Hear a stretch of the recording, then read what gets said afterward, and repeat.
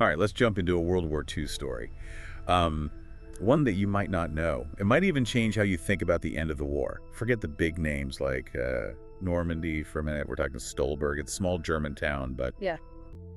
will played a surprisingly big role as the Allies were closing in on Germany. Yeah, Stolberg is fascinating. It's just this ordinary town tucked away near the Belgian border, but in late 1944 it suddenly becomes a strategic linchpin. Yeah, it is kind of counterintuitive. Why would this tiny town become like such a focal point? Well, I think it all comes down to location and timing. The Allies are pushing eastward, right? And Stolberg just happens to be near Aachen, which was a major target. And it's right in the heart of Germany's industrial, powerhouse. So taking Stolberg wasn't just about land, it was about hitting the German war machine where it hurt. Exactly. Controlling Stolberg meant disrupting supply lines. But also, think about it, it would be a huge blow to German morale. Losing this small town would show that even the heartland wasn't safe anymore. Wow, so much pressure on both sides. Yeah. We got the U.S. 1st Infantry Division. They're determined to break through, but I bet the Germans weren't just going to give up. No, absolutely not. The Germans were dug in deep. They used the natural defenses of the Vineyard Hills. Specifically, they fortified Kempfenberg Hill. They turned it into a heavily defended strongpoint. And within the town itself, think narrow streets, fortified buildings.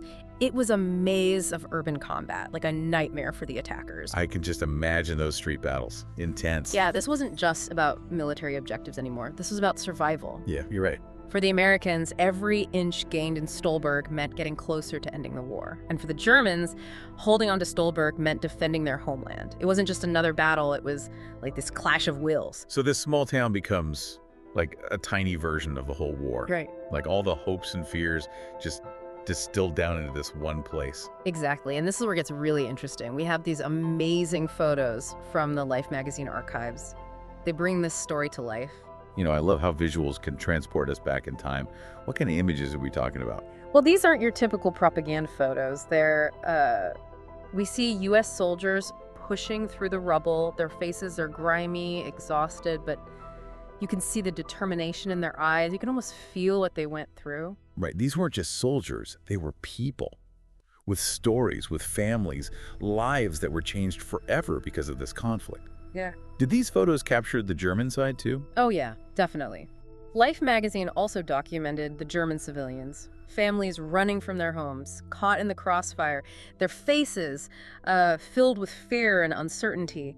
These images are a powerful reminder that war doesn't just impact soldiers. It's true. War affects everyone in its path. It's a sobering thought. And it's striking. You know, Life magazine, they didn't shy away from showing the destruction. The destruction in German towns and cities, this wasn't just some distant battlefield. These were people's homes, their lives just completely upended. Yeah, it's a side of the war we don't often see.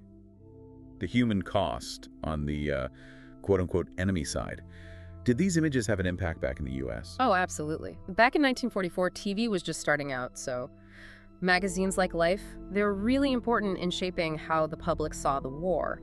These photos, they weren't just about battles and tactics. They brought the human face of the conflict right into American living rooms. I can imagine seeing those photos of ordinary Germans just trying to survive. It must have challenged some of the wartime propaganda, the kind that paints the enemy as, like, faceless, inhuman. Exactly. It humanized the conflict. It reminded people that behind the uniforms, behind the ideologies, there were individuals, real people, caught in the crossfire. It makes you think, did those photos spark any debate? Or like some introspection about the real cost of war? That's tough to say for sure, but I'm sure they left a mark. Those images of destruction, of suffering, would have been hard to ignore. Yeah, photography can be such a powerful tool for truth-telling, even in the middle of a conflict. Right, and that brings us back to Stolberg. This small town, suddenly on the world stage, it becomes this microcosm of the whole war. Yeah, it really does. We see the strategy, the fighting, the human cost, all in one place. Stolberg shows the many sides of war. The complexity, goes way beyond the headline. Exactly, and it's a story that still resonates today. This victory, it came at a high price. What do you think Stolberg was like right after the battle? Devastated, I imagine. I mean, the photos we've talked about, they paint a pretty grim picture. You're right, Stolberg was mostly ruins. Buildings were rubble, the streets were scarred from the fighting. It's amazing that the people of Stolberg were able to rebuild. It really shows the resilience of the human spirit. It's hard to imagine starting over after going through something like that. Did Stolberg manage to recover? Over time, yes. Today, Stolberg is thriving.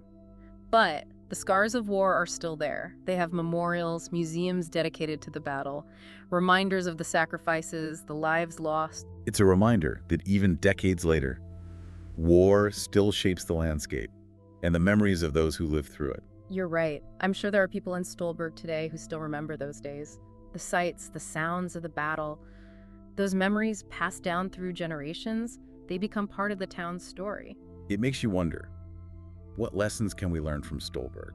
What does this small town tell us about war, about humanity, about ourselves? Well, I think one of the biggest takeaways is that war is never simple. It's not just about armies fighting, it's about the human cost, the effects that go way beyond the front lines, and the impact it has on people, families, whole communities for years to come. It also challenges us to look beyond the big battles. Stolberg shows us that it's often these smaller towns, these seemingly insignificant places, that really bear the brunt of conflict. Their stories are just as important. Absolutely. And Stolberg's story is also about the human spirit. Despite the destruction, the loss, the trauma, they chose to rebuild.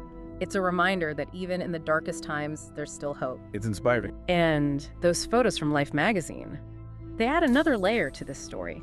They connect us to the human side of the conflict. Right, they remind us that behind the battles, the strategies, there are real people whose lives are forever changed. Exactly. They're a powerful reminder of the cost of war and how important it is to seek peace, understanding. Absolutely. And I think they challenge us to remember the past, not just as dates and facts, but as human experiences, both tragic and triumphant.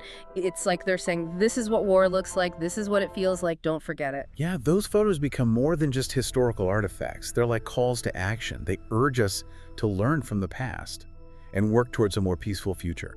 Exactly. And that message is just as relevant today as it was back then.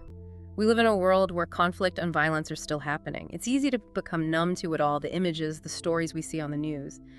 But Stolberg's story, those photos from Life magazine, they remind us that behind every headline, every statistic, there are real people whose lives are at stake. It's a sobering thought. As we wrap up our deep dive into Stolberg, I'm struck by how complex it all is. It's a story of war and peace, destruction and rebuilding, loss and resilience. Yeah, and Stolberg's story isn't unique, right? There's so many other towns and villages across Europe with their own stories from World War II, stories of resilience and loss. Exactly, and it's amazing how all those individual stories, when you put them together, they create this incredibly rich and complex tapestry. They remind us that these big narratives of war, they're built on countless individual experiences. Say, like a mosaic. Each piece might seem small, but together they create this stunning, intricate picture of the human experience of war. And it's so important to remember those stories, they don't just end when the fighting stops. The impact of war, it echoes through generations, shaping families, communities, even entire nations. I keep thinking about those photos from Life magazine. The soldiers, the civilians, those faces etched with exhaustion, determination, fear. Those emotions, those experiences, they don't just disappear. No, they become part of our collective memory. Passed down through stories, photographs, even the landscape itself, the scars of war, both physical and emotional. They can linger for decades, even centuries. It makes you think, how do we honor those stories? How do we make sure they're not forgotten? Well, I think it starts with listening, being open to hearing the stories of those who were there, soldiers, civilians, everyone, recognizing that history isn't just dates and battles. It's about the human lives at stake. And preserving those stories through oral histories, museums, memorials, even podcasts like this one. We have a responsibility to make sure future generations understand the cost of war and the importance of peace. I couldn't agree more. And it's not just about remembering the past, it's about using those lessons to shape a better future. Recognizing that we're all connected no matter what, no matter our nationality, our ideology, anything. So as we wrap up our deep dive into Stolberg, I think what stands out to me is the power of individual stories. They really illuminate the bigger picture of history. Yeah, it's a reminder that history isn't just something that happened a long time ago. It's still shaping our world today. And it's up to all of us to listen to those stories, to learn from them, and to carry them forward. So to everyone listening, I encourage you to seek out those stories, those voices from the past, and think about what they teach us about ourselves, our world. Because in those stories, in those moments of courage, resilience, hope, that's where we find the true meaning of history.